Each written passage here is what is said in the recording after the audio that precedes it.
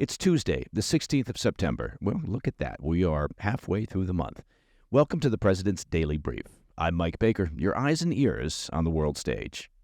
And yes, still on the road. All right, let's get briefed. First up, authorities are building their case in the Kirk assassination, tracing DNA, combing devices, and even investigating possible ties to radical groups. We'll bring you the latest. Later in the show, NATO rolls out Operation Eastern Sentry, a permanent troop deployment in Poland aimed at shutting down Russian drone attacks. Plus, during a visit to Israel, Secretary of State Marco Rubio says a diplomatic end to the Gaza war may not be possible. And in today's back of the brief, Washington announces a framework deal on Tik Tok. Oh, Tik Tok, after talks with China, though what that means remains unclear. So for now, I'll just continue practicing my TikTok dance moves. But first, today's PDB Spotlight. Authorities in Utah today are expected to officially file capital murder charges against 22-year-old Tyler Robinson. It's the man accused, of course, of assassinating conservative activist Charlie Kirk. It's the next major step in what's likely to be one of the most closely watched criminal cases in modern times. Once the charges are filed, the process moves into the courts. Robinson's first appearance before a judge will come at his arraignment, where he'll be asked to enter a plea.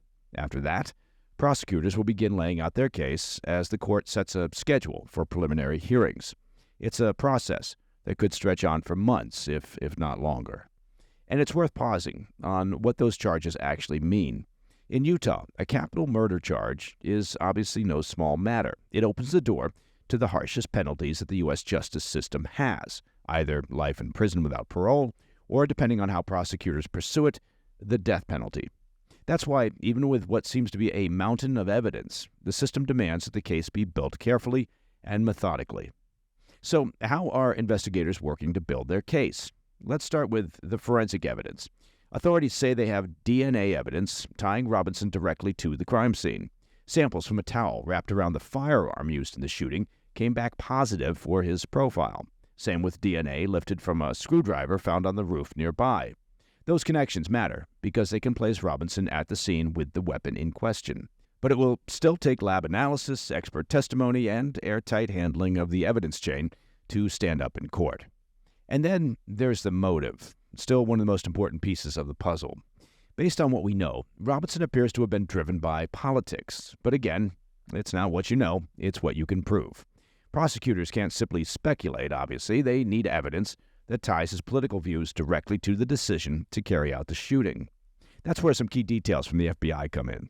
Director Kash Patel told Fox News that Robinson had written a note before the attack, essentially stating that he had an opportunity to take out Charlie Kirk, and that he was going to do it. Patel says investigators recovered the contents of the note even after it had been destroyed. But the Bureau has held back from releasing the full text, likely saving it for court proceedings. So what about Robinson himself? Well, he's not cooperating with the authorities. Utah's governor says the suspect has not confessed and is refusing to cooperate with law enforcement. That doesn't necessarily make or break the case, but it means investigators will need to rely more heavily on forensic evidence and testimony from others. The good news for prosecutors is that people around Robinson have been cooperating. And here's where things get more unusual. As we reported yesterday, Robinson was following the manhunt in real time along with a group of about 20 others on what's known as a Discord server. He even joked with them about the investigation, calling the suspect his, quote, doppelganger, after some in the group said the killer resembled him. Officials now say that the other members of the chat room didn't believe Robinson was actually responsible. Beyond Discord chat logs, investigators are also combing through the rest of Robinson's digital footprint: computers, phones, encrypted apps. Those kind of searches can take weeks or months, since they require court-approved warrants and specialized forensic tools to recover and access potentially encrypted data. What they find could shed more light on Robinson's planning, his contacts, and his possible affiliations. And that leads to another angle gaining traction: possible ties to radical groups. A source familiar with the investigation told Fox News that the FBI is looking into a number of leftist groups in Utah. The question is whether any of those groups had knowledge of Robinson's plans, or whether they provided him with any kind of assistance or encouragement. The source didn't elaborate on which groups are under review, But the very fact that the inquiry has widened tells us something about the direction that the investigators are headed in. And it dovetails with comments from President Trump over the weekend. When asked which groups might be investigated, he told NBC News, quote, "A lot of the people that you would traditionally say are on the left. They're already under investigation." Now, that's a strong signal that the White House is preparing perhaps for a wider dragnet. There are comments from the Department of Justice that suggest the administration could be preparing to look for money trails, trying to connect funding sources to street agitators or to far-left groups that may be implicated in political violence. If that's the direction that this case moves, the investigation into Kirk's killing could quickly grow into something far bigger than just one man standing trial. For now, though, today's step is the filing of charges. That's where the story begins to shift from police investigation to courtroom battle. All right, coming up next, NATO launches Operation Eastern Sentry with troops deployed to Poland to counter Russian drones. And U.S. Secretary of State Marco Rubio warns during a stop in Israel that diplomacy may not end the war in Gaza. I'll be right back. Hey, Mike Baker here with a tip for staying fresh because I am a bit of a hygiene expert. You've got to check out Mando. That's right, we're talking about Mando deodorant. From your pits to everywhere else, one swipe of Mando and you're good to go. Look, this isn't your typical deodorant. It's clinical strength, 2 times better at controlling sweat and odor for 72 hours. Think about that. 100% of study participants experienced all-day odor protection. 100%. Seriously, this stuff does the job. Mando uses only premium ingredients like a gentle mandelic acid. No more worrying about sweat stains for sure. Seriously, nobody wants sweat stains. Mando's starter pack is perfect for new customers. It comes with a solid stick deodorant, cream tube deodorant, 2 free products of your choice like mini body wash and deodorant wipes, and free shipping. That's free shipping. As a special offer for listeners, new customers get 20% off site-wide with our exclusive code. Just use the code PDB at shopmando.com for 20% off site-wide plus free shipping. Mando's got you covered. With deodorant plus sweat control, say goodbye to sweat stains and hello to long-lasting freshness. That's shopmando.com. And when you stop by their site, well, tell them the PDB sent you. Welcome back to the PDB.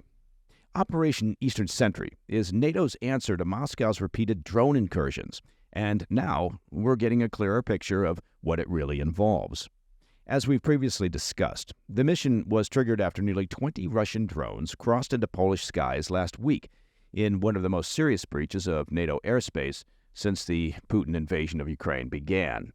The swarm forced Warsaw to scramble fighter jets, prompted NATO's Article 4 consultations, and set in motion an Allied presence on Europe's eastern flank. So, what does Eastern Sentry actually involve? Well, it marks NATO's shift from piecemeal reactions to a standing operation built around forward-deployed troops, an expanded roster of Allied aircraft on tap, and cutting-edge counter-drone systems. On the 12th of September, NATO Secretary General Mark Rutte announced the mission is permanent, similar to January's Baltic Sentry patrols, the rotational shield thrown up earlier this year to blunt Russia's escalation into the Baltic Sea. So far, Denmark has pledged 2 F-16s and a frigate, France 3 fighter jets, comparable to U.S. F/A-18 Super Hornets, and Germany 4 Eurofighters, similar to U.S. F-15s. NATO Supreme Headquarters Allied Powers Europe, which of course has an acronym, and that would be SHAPE, says the mission will double as a testbed for experimental drone sensors and kill systems designed to detect, track, and neutralize threats in real time. Warsaw's president underscored the point on Sunday by signing a classified decree authorizing Allied troops to remain on Polish soil. And it didn't take long for Eastern Sentry to be tested. Romania confirmed a fresh violation late Sunday when a Russian drone crossed into its skies during a strike on nearby Ukrainian targets. 2 Romanian F-16s were scrambled, shadowing the UAV until it veered back across the Ukrainian border. Elsewhere, Latvia and Lithuania have reported similar Russian drone incursions. Analysts at the Washington-based think tank the Institute for the Study of War say Russia is, quote, likely attempting to gauge NATO's capabilities and reactions, warning that the Kremlin is probing for the alliance's weaknesses. That Russian encroachment has reignited debate inside NATO over the possibility of a no-fly zone. Poland's foreign minister argued allies should, quote, consider shooting down Russian drones over Ukraine before they reach ally skies. But Washington and London remain firmly opposed, warning such a step risks a direct clash with Russian aircraft, especially as a U.S. brokered ceasefire between Moscow and Kyiv remains elusive, and by elusive, I mean non-existent. The Kremlin, true to form, has responded to Warsaw's idea of a no-fly zone suggestion with fresh threats, of course. Dmitry Medvedev, the former Russian president, now serving as the deputy chairman of the country's Security Council and the Kremlin's chief saber-rattler, clutched his pearls and dramatically announced that shooting down Russian drones over Ukraine would, quote, mean only one thing, a war between NATO and Russia. Kremlin mouthpiece Dmitry Peskov went further, declaring, quote, NATO is already at war with Russia, citing Western military aid to Kyiv. Now, nobody apparently has told Peskov that Russia started this conflict when they decided to invade Ukraine 3 years ago. History is hard. Polish analysts dismissed the threats as part of a coordinated disinformation campaign that kicked up after last week's drone swarm. Poland's National Research Institute. Now, does it have an acronym, you ask? Does a Russian bear crap in the Ukrainian woods? Of course it does. It's known as NASK, N-A-S-K. Anyway, the Institute said Russian and Belarusian media outlets flooded the infosphere with contradictory narratives, some denying the drone incursion happened, others blaming Ukraine, and some flat out stating that Poland declared war on Moscow. The point, NASK warned, is to, quote, escalate emotions, polarize public opinion, and undermine trust in NATO. For the alliance, the message is simple. Operation Eastern Sentry is proof that the alliance won't let its borders be tested without consequences. Okay, shifting gears, Secretary of State Marco Rubio warned from Jerusalem Monday that diplomacy may never compel Hamas to surrender, casting doubt on President Trump's insistence that a ceasefire is within reach. Standing alongside Israeli Prime Minister Netanyahu on Monday after a 2-day visit that consisted of closed-door talks, Rubio struck a harder line than the president, making clear that the U.S. still seeks a negotiated accord, but has little faith that the Iran-backed group would ever accept one. He declared, quote, we are not counting on that happening, blasting Hamas as, quote, a terrorist group, a barbaric group whose stated mission is the destruction of the Jewish state, end quote. Netanyahu echoed that sentiment, declaring Israel, quote, must make sure Hamas is eliminated, though he added surrender would be preferable if it could be achieved. Both men, however, deflected questions from the press on Jerusalem's looming ground offensive into Gaza City, even as Israeli warplanes over the weekend flattened 4 high-rises in the city believed to house Hamas command centers. For now, Israel estimates some 20 hostages remain alive. Rubio, pressed on whether Trump endorsed the blitz into Gaza City, declined to say outright. But as we've covered here on the PDB, Trump has made clear that the war, quote, must be finished. The joint appearance came against the backdrop of tension between Washington and Jerusalem following Israel's strike last week on the U.S. ally of Qatar, aimed at Hamas leaders. As we've been tracking, the Iran-backed group claims its senior figures survived the attack, while Netanyahu said reports are still being assessed. Rubio heads to Doha today, a visit shadowed by the Israeli strike, spotlighting Qatar's double role as both a host to Hamas leadership and a ceasefire mediator, not to mention host of America's largest air base in the region. Later on Monday, Netanyahu accused China and Qatar of bankrolling what he called a, quote, political blockade, a coordinated propaganda campaign through Western media and social media platforms meant to erode U.S. and European support for Israel. He contrasted it with Iran's, quote, military blockade, saying Tehran has tried to encircle Israel with rockets and terror proxies, including Hamas and Hezbollah and the Houthis, while Beijing and Doha are attempting to do the same with information warfare. Speaking before 250 American state legislators, Netanyahu alleged Qatar and China were funneling, quote, enormous sums of money into the propaganda effort.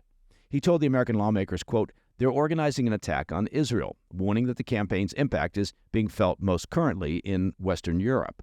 When he asked rhetorically in his speech whether Israel had really been cut off, Netanyahu's answer was a firm no, pointing to strong U.S. backing. His solution? Well, Netanyahu told the delegation it comes down to self-reliance, stating, quote, Israel will need to strengthen our independent arms industries. Just as we succeeded with the military blockade, we will also succeed with the political blockade. Still, he underscored the partnership with Washington. Despite the strikes on Doha, making it clear that, quote, the American-Israeli alliance has never been as strong as it is now, end quote. Okay, coming up next in today's Back of the Brief, the U.S. says TikTok's future has been decided. Oh, yay, at least on paper. But the details, well, they haven't been revealed yet. We'll have more on that when we come back. Hey, Mike Baker here. Let me take just a moment to talk about protecting your hard-earned assets. Now, when you hear about inflation worries, or when you see that the U.S. national debt is some $37 trillion, or when you just look around and see all the global uncertainty, do you ever think to yourself, maybe now would be a good time to buy some gold? Well, that would be a logical thought. You see, whether as a hedge against inflation or peace of mind during global instability or just for sensible diversification, gold has always been thought of as a safe haven. And the Birch Gold Group believes that every American should own physical gold. So Birch Gold has created something special. Until September 30th, if you're a first-time gold buyer, Birch Gold is offering a rebate of up to $10,000 in free metals on qualifying purchases. To claim eligibility and start the process, just request an information kit now. Text PDB to 989-898. Plus, Birch Gold can help you roll an existing IRA or 401k into an IRA in gold. And you're still eligible for a rebate in free metals of up to $10,000. Find out why Birch Gold has so many satisfied customers, and make now the time to decide if gold is right for you. Take advantage of a rebate up to $10,000 as a first-time buyer when you act before September 30th. Text PDB to 989-898. Claim your eligibility and get your free information kit. Again, text PDB to 989-898. In today's Back of the Brief, it looks like the years-long drama between Washington and Beijing over the fate of TikTok may be reaching a conclusion. The Trump administration has announced that it's reached a framework deal with China to keep the app operational in the U.S. Treasury Secretary Scott Bessent confirmed the news in Madrid, saying that President Trump personally provided guidance that shaped the final agreement. The framework is expected to be finalized later this week when Trump speaks directly with Chinese President Xi Jinping. That conversation will also serve as a precursor to a broader Trump-Xi summit that both sides have been angling for over the past several months. Officials say the agreement clears a major hurdle, but the fine print is still very much in flux. So who's actually going to buy TikTok's U.S. operations? Well, that part remains unclear. Several groups have made pitches in recent months, including a team led by former Dodgers owner Frank McCourt and Shark Tank investor Kevin O'Leary. But their bid likely falls short of TikTok's multi-billion-dollar valuation. Instead, all eyes now appear to be on Oracle's Larry Ellison, who's expected to lead the U.S.-backed acquisition effort. This deal has been a long time coming, of course. As we've covered here on the PDB, Congress passed a bipartisan law during the Biden administration that banned TikTok in the U.S. unless its Chinese parent company ByteDance divested its U.S. stake. President Trump, upon returning to office, repeatedly extended the enforcement deadline, first in January and then again in June, pushing it all the way to this month. Critics have accused Trump of undermining congressional intent by continually moving the goalposts, but administration officials argue the extensions allowed space for a workable solution. At the heart of the fight is a national security concern that goes well beyond pet videos or viral dance trends, although, the raccoon videos are a personal favorite of mine. Lawmakers and intelligence officials have long warned that TikTok isn't just a platform, it's a massive data collection machine owned by a company susceptible to China's national security laws and the Chinese Communist Party. That means the CCP could, in theory, force ByteDance to hand over user data, manipulate algorithms, or even deploy TikTok as a tool of influence inside the U.S. After all, there's probably a reason why China doesn't allow TikTok inside China. And that, my friends, is the President's Daily Brief for Tuesday, the 16th of September. If you have any questions or comments, please reach out to me at pdb@thefirsttv.com. And to listen to the show ad-free, which you can do, and you can do that very simply, just become a premium member of the President's Daily Brief by visiting pdbpremium.com. As you've no doubt seen on billboards all across town, when you become a premium member of the PDB, you'll also get access to our brand new special series, The Day the World Almost Ended. I'm Mike Baker, and I'll be back later today with the PDB Afternoon Bulletin. Until then, stay informed, stay safe, stay cool. Hey, Mike Baker here. Let me take just a moment to talk personal finances. Now, You may have noticed the cost of everything is still a bit out of control, right? I'm talking grocery bills, gas bills, utility bills, and many folks are relying on credit cards to cover those essentials. If that debt is piling up for you, well, you're not alone. Get this, Americans collectively owe over $1 trillion in credit card debt. So here's the thing. By now, you may have considered reaching out to my friends over at American Financing, but you hesitated because you don't want to give up your low mortgage rate. Well, there's good news. They've created what they call the Smart Equity Loan. It's a solution designed to help you take control of your finances without touching your current mortgage. Unlike a HELOC, which can have varied interest rates, the Smart Equity Loan offers a fixed rate. That means one predictable monthly payment and gives you peace of mind. This loan allows you to leverage the equity in your home to pay off high-interest debt, free up your cash flow, and keep your existing low mortgage rate intact. It only takes 10 minutes to get started with no upfront or hidden fees. Call American Financing today and start saving now. The number is 866-885-1881. That's 866-885-1881. Or just visit americanfinancing.net/PDB. Hey, thanks for tuning in. If you enjoyed this video, don't forget to hit that like button and leave a comment, a really positive, nice, and kind comment. That would be appreciated. And if you're not already subscribed to our channel, make sure to subscribe and turn on notifications so you don't miss any of our daily updates.